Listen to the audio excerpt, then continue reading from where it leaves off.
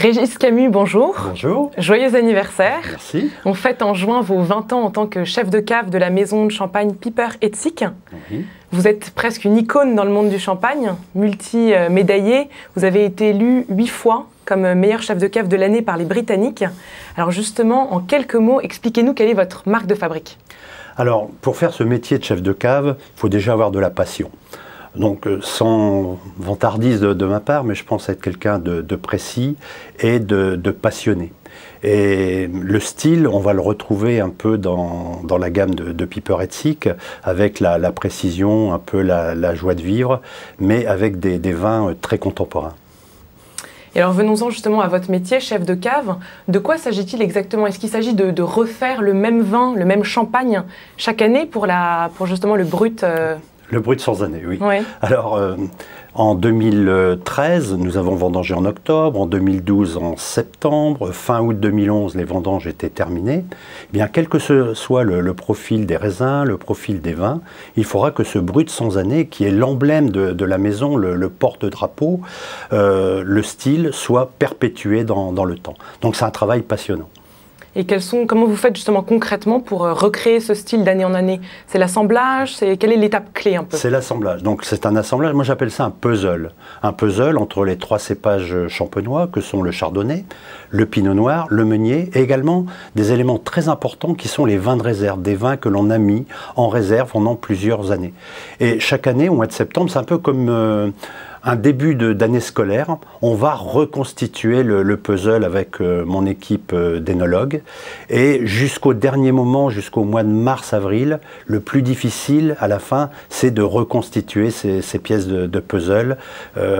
Parfois, il y a des puzzles qui sont un peu plus difficiles. Imaginez le lac Léman avec un joli ciel bleu. Bien là, c'est un peu plus compliqué. Et concrètement, vous êtes combien d'œnologues justement à déguster ces champagnes au fil de l'année? Et combien de fois par jour peut-être même vous les sentez, vous les goûtez, Alors nous sommes 5 personnes avec 2 éléments féminins. Et les femmes sont très très importantes parce qu'elles ont des approches très particulières. Il y en a une qui est plus sur le fruit, il y en a une autre qui est plus sur les associations mets et vins. Et c'est passionnant de travailler avec une équipe de très grande qualité et très fidèle. Donc nous sommes 5. D'accord. Et le nombre d'échantillons, c'est minimum 30-35 par jour. Pour vous dire, on a déjà fait des petits calculs, on doit déguster 6000 vins à l'année environ.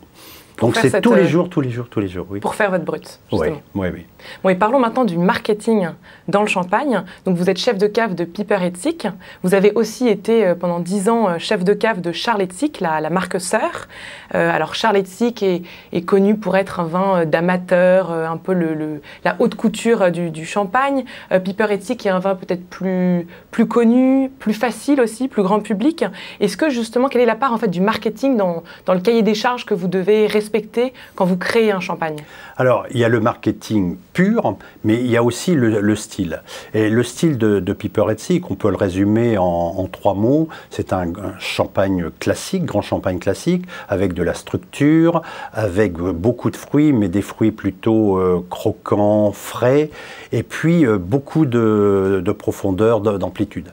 Charles, on est sur un style totalement opposé, avec des vins avec de très grandes précisions, avec des pourcentages de vins de l'année, de 60%, 40% de vins de réserve, des vins de réserve qui ont 10 années de moyenne, qui vont donner beaucoup de complexité. C'est deux styles différents. Oui, on va être plutôt sur la gastronomie et surtout avec des arômes de pâtisserie. Mais est-ce que concrètement vous avez un cahier des charges à respecter quand vous créez un champagne, justement pour vous adresser à un type de public? Alors, en tant que chef de cave, on est un peu le gardien du temple et nous sommes là pour imposer un style, pérenniser un style.